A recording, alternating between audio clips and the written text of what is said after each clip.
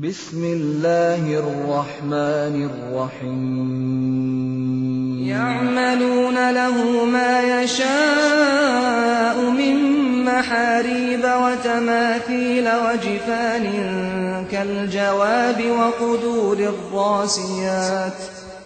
I'malu ala Dawud shukra wa qalilun min ibadiyash shakur. فلما قضينا عليه الموت ما دلهم على موته إلا دابة الأرض تأكل من سأته فلما خر تبينت الجن أن لو كانوا يعلمون الغيب ما لبثوا في العذاب المهين. صدق الله العظيم. يعملون له ما يشاء من محاريب وتماثيل وجفان كالجواب. Golongan jin itu membuat untuk Nabi Sulaiman apa yang dia kehendaki dari bangunan-bangunan yang tinggi dan patung-patung. Wajifanin kal jawab, dan pinggan-pinggan hidangan yang besar seperti kolam. Wa qudurir rasiyat, serta periuk-periuk besar yang tetap di atas tungkunya.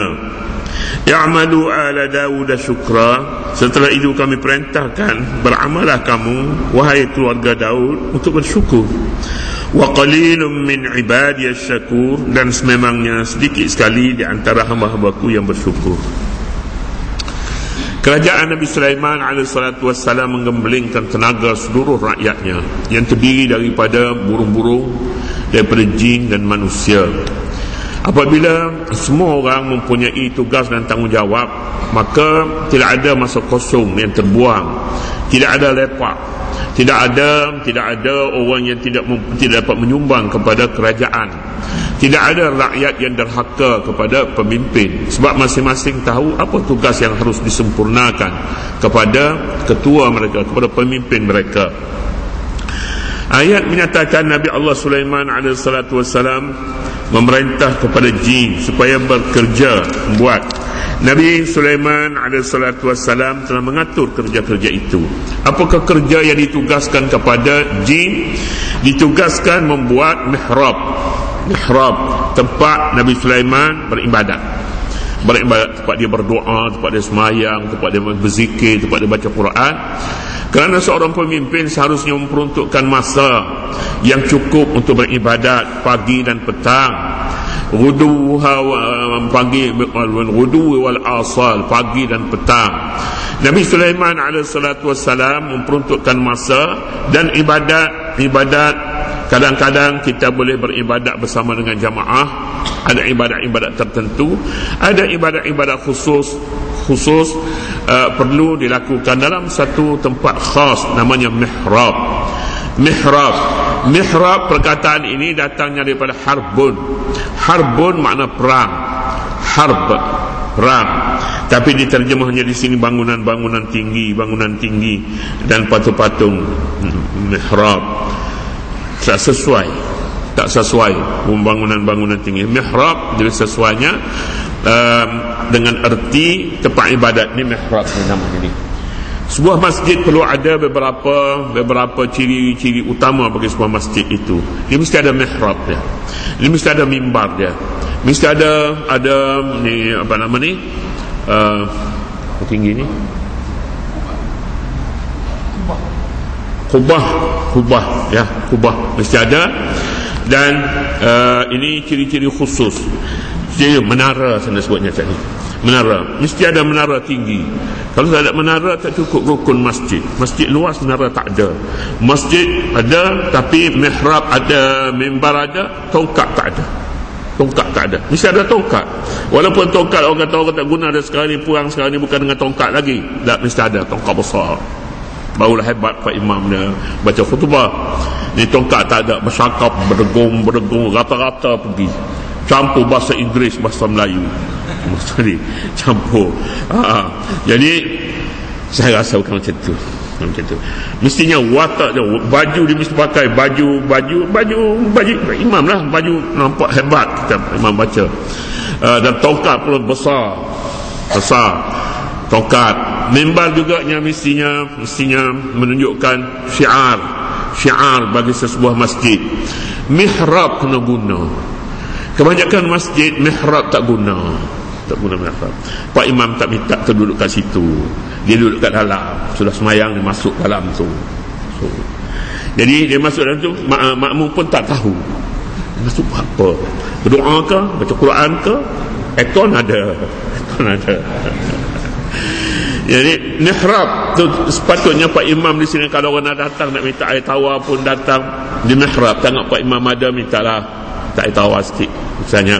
Mihrab makna dia, mihrab ni tempat berperang. Imam perang dengan siapa duduk kat mihrab ni? Dia berperang dengan syaitan. Berperang. Kalau tidak dia pun nak tinggal, nak pergi juga, pergi sana sini bersama juga, tapi tak ada, dia berperang. Syaitan tak boleh goda dia. Di sini duduk di sini. Mihrab. Jadi bila Pak Imam kita Pak Imam mana-mana pun bila dia diserang oleh syaitan, sedangkan kita makmum nak tolong pun tak dapat sebab kita tak nampak, maka satu kelemahan lah kita. Pak Imam, saya tidak kata Pak Imam kita ya, minta maaf. Pak Imam adalah mata telinga masyarakat semuanya. Orang nak apa-apa pun datang Pak Imam, nak kahwin pun dengan Pak Imam, anak dia sakit kepala pun Pak Imam, nak minta air tawar pun dengan Pak Imam, nak sembelih ayam pun Pak Imam, sembelih kambing pun Pak Imam. Semua sekali. Itu budaya dahulu. Mungkin sekarang juga perlu dihidupkan budaya itu supaya Pak Imam kita masih dihormati oleh seluruh peringkat masyarakat. Budak-budak takut. Begitu.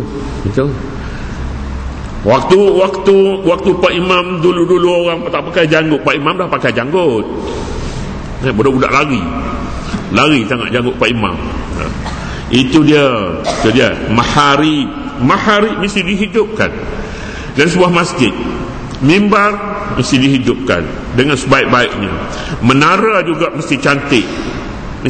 Tapi menara ni dia tak boleh buat kat sini.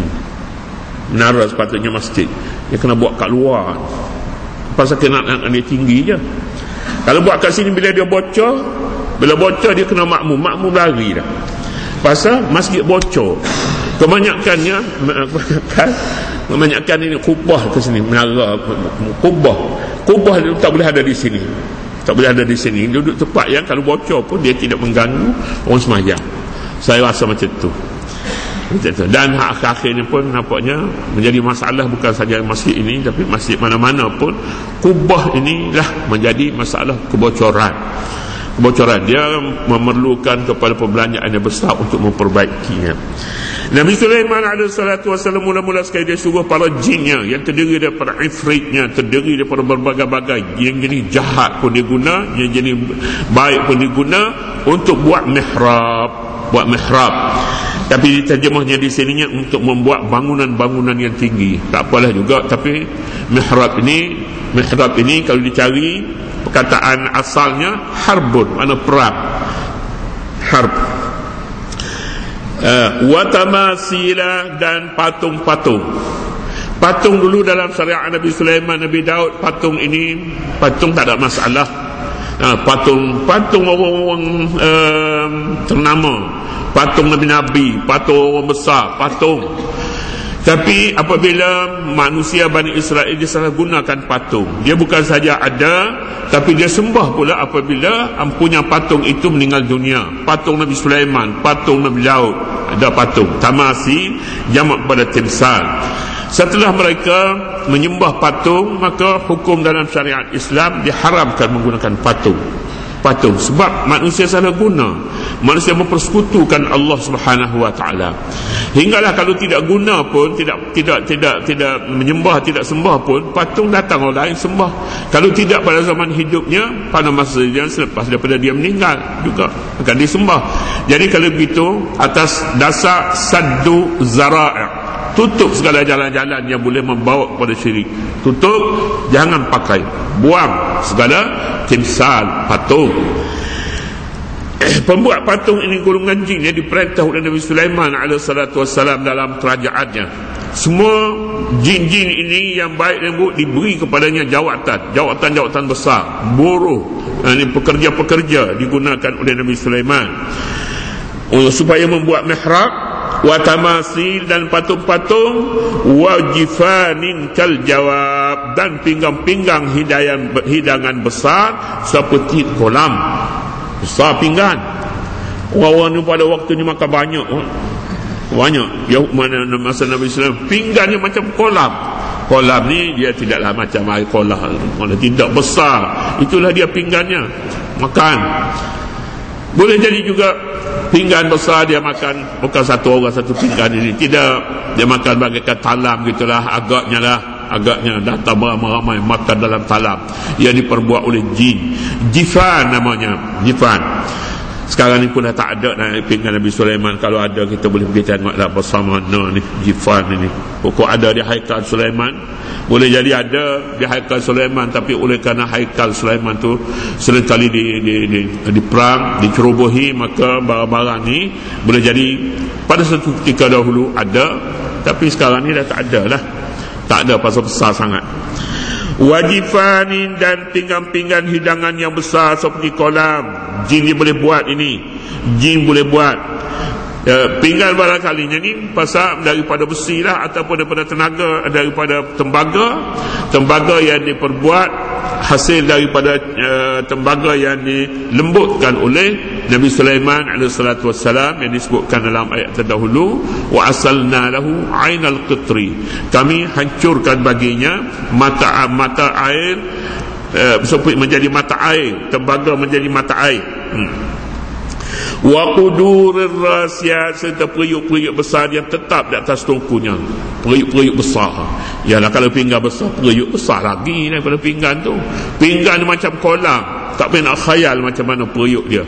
Kita boleh khayalnya periuk yang besar ni kawah lah, tapi ni bukan kawah lagi lah. Bakali pinggan-pinggan besar ni macam bangunan ni besar lagi kau tahu periuk ni. Maklumlah ini bukan buatan manusia, buatan jin. Jin ukuran dia jin jugalah. Jin ini yang yang besar, dia besar, yang kecil. Jin, buatan jin. Supaya buatan jin ini berbeza dengan buatan manusia. Buatan manusia bakal kecil, buatan jin. Wa qudur rasiyat. Ya'malu ala Dawud syukra. Allah berfirman kepada keluarga Nabi Daud, buatlah kamu, bekerjalah kamu, beramallah kamu wahai keluarga Daud untuk bersyukur. Bersyukur orang yang mempunyai sesuatu adalah lebih sempurna daripada orang yang tidak mempunyai apa-apa. Bersyukur orang yang hidup dalam nikmat sehatnya, nikmat kekayaannya, nikmat kemewahannya. Orang ini jika dia bersyukur dengan sepenuh hati. Tapi bersyukur orang miskin tak sepenuh hati, sebabnya dia tak sihat. Dia ucap alhamdulillah pun tak betul, pasal dia sakit. Alhamdulillah, macam tu je. Tapi kalau bersyukur orang yang penuh nikmat, makan kenyang, hidup dalam nikmat, tidur lena, mandi basah, orang ni alhamdulillah alladhi at'amani wa saqani wa ja'alani minal muslimin. Sedap dengar. Tapi bersyukur orang lapar nak alhamdulillah macam mana kalau dia lapar? Ini Nabi Daud dan Nabi Sulaiman. Nabi Daud dan Nabi Sulaiman sepenuh nikmat diberi Allah kepada mereka. Dengan bahasanya dia mengerti semua bahasa binatang sekali, bahasa manusia, bahasa binatang, dan keupayaan melembutkan besi, keupayaan dapat meleburkan tembaga. Ini besarlah nikmatnya. Allah pun atas syukur kepada kamu. Ini mamlakah, ini kerajaan ini diradai Allah Subhanahu wa taala, bercampur antara nikmat dan syukur. Makan, ucap syukur kepada Allah. Syukur bukan hanya dengan kata-kata, tetapi lebih daripada itu. Syukur kongsi nikmat yang diperolehi, kongsi dengan rakyat nikmat yang ada, nikmat yang dinikmati oleh pemerintah, oleh pemimpin. I'malu ala Dawud syukra, beribadatlah kamu, beramallah kamu wahai keluarga Daud untuk bersyukur kepada Allah. Wa qalilun min ibadiyas syakur, dan sedikit sekali di antara hamba-hambaku yang bersyukur. Yang ramanya dia menerima nikmat, dia pergunakan nikmat tapi lupa untuk bersyukur kepada Allah. Syukur orang kaya orang kaya sangat-sangat penting sebab memperingatkan siapa diri mereka. Diri mereka ialah hamba kepada Allah, meskipun mereka diistimewakan dengan kekayaan, dengan kebolehan, dengan ilmu pengetahuan, dengan pangkat yang tinggi, tetapi bolehkah mereka keluar daripada taraf mereka sebagai hamba Allah? Semuanya hamba Allah, sama ada yang kecil, yang besar, yang kaya dan yang miskin, hayawan dan binatang dan manusia, semuanya hamba Allah semua. Kita bertemu dengan semua ciptaan yang ada dalam dunia ini pada nama hamba Allah, Abdullahi, hamba Allah. Ingatan inilah yang perlu disematkan dalam hati setiap orang. Apabila lupakan siapa diri mereka, maka mereka lupa untuk bersyukur, mereka lupakan kedudukan mereka, lupakan orang miskin, lupakan orang-orang yang kurang upaya. Seterusnya, falamma qadayna 'alaihi al-maut ma dallahum 'ala mautihi illa dabbatul ardi ta'kulu min sa'atah. Buruh yang dipergunakan oleh Nabi Sulaiman alaihissalatu wassalam yang terdiri daripada jin. Jin sebenarnya walaupun dia kuat, boleh membuat bangunan besar, boleh membuat mihrab, boleh buat pinggang-pinggang besar, periuk-periuk besar dia boleh buat, tapi dia ada kelemahan. Yang diketahui oleh manusia tidak diketahui oleh jin. Yang manusia tak nampak, dia nampak ada. Innahu yarakum huwa wa qabiluhu min haitsu la tarawnahum. Kita tak nampak jin, jin nampak kita, itu kuat dialah. Tapi ada perkara yang manusia tahu, dia tak tahu. Tak tahu. Ini kelemahannya. Tapi oleh kerana kita tak nampak jin, kita takut kepada jin, takut sungguh-sungguh kepada jin ni. Sebut saja ada jin dalam hantu, kita tak pergilah dekat tu, sebab kita tahu dia kuat. Sebenarnya jin mudah ditipu. Mudah ditipu oleh orang yang mengertinya, mengetahui ilmunya. Kisah dalam ayat ini, Nabi Sulaiman alaihissalatu wassalam meninggal dunia. Istana dia dijaga oleh jin. Jin takut kepada Nabi Sulaiman, sebab Nabi Sulaiman akan bertindak segera jika ada pihak-pihak yang berbuat salah ataupun abaikan tanggungjawabnya. Nabi Sulaiman alaihissalatu wassalam pernah marah kepada Hudhud, kepada burung belatuk. Burung belatuk apabila Nabi Sulaiman kumpulkan rakyat-rakyatnya dan dengan tempat masing-masing. Tempat Hudhud, ketua Hudhud, dia ada meja dia ada kursi dia, semua sekali. Nabi Sulaiman adakan satu perjumpaan, tengok kursi kosong. Siapa nama di belakang? Hudhud, burung belatuk. Tak ada dalam satu perhimpunan pertemuan Nabi Sulaiman. Nabi Sulaiman kata, la u'adzibannahu 'adzaban shadidan aw la azbahannahu aw la ya'tiyanni bi sultanin mubin. Nabi Sulaiman kata, aku akan seksakan dia, ataupun aku sembelih dia, ataupun dia datang nyatakan kepada aku alasannya mengapa dia tak hadir dalam satu pertemuan. Tengok, ini dia. Pemimpin harus bertemu dengan pegawai-pegawainya. Mereka tak boleh menghilangkan diri tanpa alasan yang munasabah. Tanpa alasan yang munasabah. Inilah dia Hudhud bila dengar, Hudhud datang ekornya secengik belakang naik, maknanya nak berjumpa raja, berjumpa Nabi Sulaiman. Bila berjumpa Nabi Sulaiman, dia tanya, Nabi Sulaiman tanya, kamu ke mana? Dia pun cakap dia pergi ke Sabak berjumpa dengan raja. Dia tengok Raja Balqis. Ceritanya panjang dalam surah An-Naml.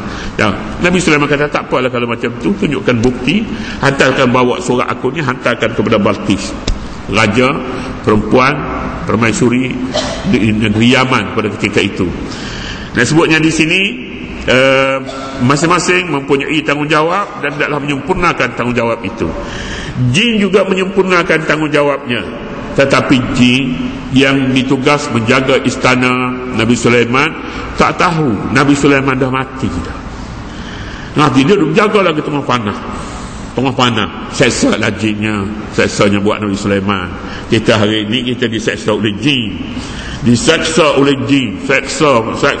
Dan dia seksa, lepas tu dia cari dia juga nak buat bom. Dia dah seksa kita. Baik, Nabi Sulaiman AS telah meninggal dunia. Kita tak tahulah macam mana dia meninggal dalam rumah dia ke, meninggal di mana, tak tahu. Tapi meninggal dunia. Jin telah sekian lama duduk jaga istana, tapi jin tak tahu Nabi Sulaiman dah mati. Tapi kalau jin tahu, jin tinggal tempat ni dah. Nabi Sulaiman tak ada dah. Tak ada. Jadi bila tak ada ni, tak ada tindakan apa-apa dah. Berani, tapi tak berani. Hinggalah tongkat Nabi Sulaiman tu patah dimakan anak-anak. Jin kata dah lama dah mati ni, tongkat dia yang makan anak-anak. Kurang-kurangnya dah 2 tahun dia mati ni. Begitu. Barulah jin tahu. Ini yang disebutnya, falamma qadayna alaihi al-mauta ma dallahum ala mautihi. Setelah kami tetapkan berlakunya kematian Nabi Sulaiman, ma dallahum ala mautihi, tidak ada yang menunjukkan kepada mereka tentang kematiannya. Tak ada siapa beritahu kepada jin. Tak ada. Illa dabbatul ardi, melainkan semut putih anak-anak yang telah memakan tongkatnya. Tongkat dianya makan anak-anak. Barulah jin katanya, Nabi Sulaiman itu mana lama dah tongkat dia pun dia makan anak-anak. Dah lama dah kita duduk jaga di sini, susah tak boleh bercuti bertahun-tahun dah. Raya pun tak cuti. Jin. Maka dia tongkat makan anak-anak. Falamma kharra tabayyanatil jinnu, maka apabila tongkat tumbang, ternyatalah kepada golongan jin itu, allau kanu ya'lamuna al-ghaiba ma labithu fil adabil muhin. Ternyata kepada golongan jin bahawa kalaulah mereka sedia mengetahui perkara yang gaib, nescaya mereka tidak tinggal sedemikian lamanya di dalam azab kerja berat yang menghinakan. Kalau mereka tahu, tapi oleh kerana nasib mereka tak tahu, Nabi Sulaiman mati, tak tahu. Barangkali nak masuk dekat istana pun tak berani, kalau tidak dengan perintah daripada tuan punya istana. Kalau dah tahu tuan punya istana tu dah mati, boleh masuk dah, ada geledah di mana-mana pun boleh, tapi ilmu tak ada. Ini dinyatakan jin tidak boleh mendirikan sebuah kerajaan untuk memerintah manusia, sebab kemampuan ilmu pengetahuan bagi manusia adalah lebih tinggi daripada kemampuan jin. Oleh yang demikian, sejarah menunjukkan manusia boleh memerintah jin, tapi jin tidak boleh memerintah manusia disebabkan kekurangan ilmu pengetahuan. Nyatalah ilmu pengetahuan ini, jika ilmu itu ada pada jin, nescaya mereka tidaklah dihina dengan begitu rupa, tetapi mereka hina disebabkan tiada ilmu. Tetapi ada sesuatu yang diketahui oleh jin tapi tidak diketahui oleh manusia. Ada, namun begitu tidak pula menafikan bahawa ilmu, kemampuan manusia mempunyai ilmu pengetahuan lebih daripada kemampuan jin. Itulah yang dibicarakan di dalam ayat ini, yang kita dapat mengambil kesimpulan Nabi Sulaiman telah mengebelingkan tenaga seluruh rakyatnya pada tempat masing-masing sesuai dengan keupayaan masing-masing. Keupayaan burung belatuk dia dapat bawa hantar surat. Keupayaan jin dia boleh buat kerja-kerja berat, dan lain-lain lagi. Hatta semut sekalipun Nabi Sulaiman AS menggunakannya sebagai tenteranya, sebagai orang yang penting, rakyat yang penting dalam kerajaan Nabi Sulaiman AS. Kemudian seterusnya, laqad kana li saba'in fi maskanihim ayatun. Besok akan bercakap pula tentang kerajaan Sabak yang dipimpin oleh Raja Balqis.